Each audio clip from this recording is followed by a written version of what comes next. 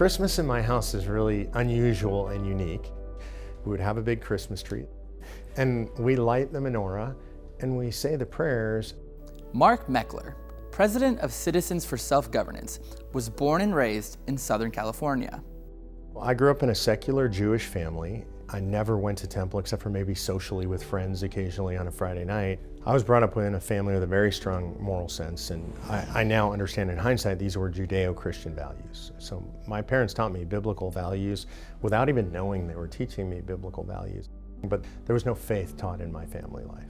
Mark spent time studying different world religions, such as Jainism, Hinduism, and Buddhism, but never made any real connections to these faiths.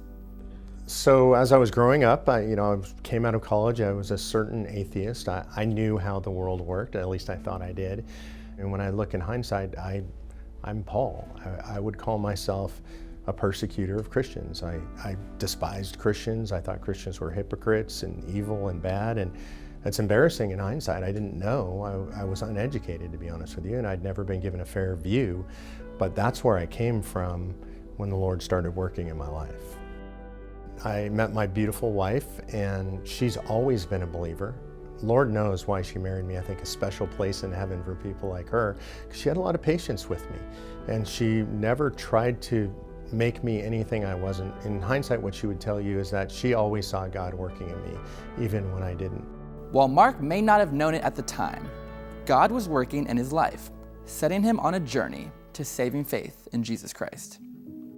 Along my journey to faith, probably a pivotal moment was the first time I prayed. And I didn't mean to pray. I'd been called to speak at a speaking engagement, which is always a great honor, and I was angry about it, actually. So I was in a place where I shouldn't have been. I resented it. I'd been very busy. I'd been traveling.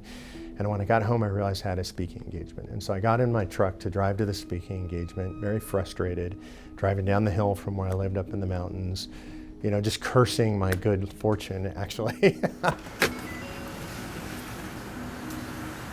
I mistakenly put gas in a diesel engine and killed the engine of my truck on the way to the speaking engagement. So at the time I was engaged in politics, I wasn't making any money, we were broke, and I had essentially destroyed the truck.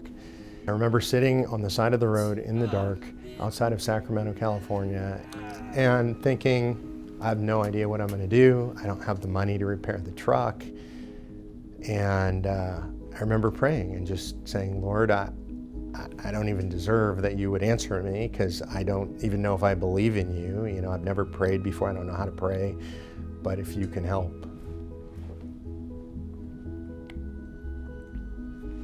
So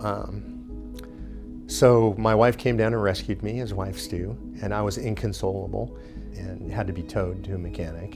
And the mechanic called me and said, you've definitely blown up the engine, because that's what happens when you do this, and we'll call you tomorrow after we get a chance to look at it.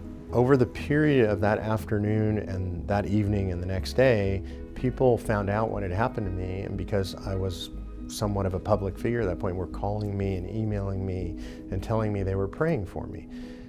I don't even know how many, hundreds, thousands. And for me at that time, prayer didn't really mean anything. It was nice, I appreciate it, it was a nice gesture, but it had no actual meaning. At the end of the day, the mechanic called me up and he said, I have no explanation for what I'm about to tell you. I've worked on these trucks for 25 years. Your engine should be blown up, at least your fuel injector should be blown out, it should be thousands of dollars, but your truck is perfect. There's nothing wrong with it. And in that moment, I remember just this feeling, it's almost indescribable warmth, like I knew that's a miracle. It sounds funny, the miracle of the truck.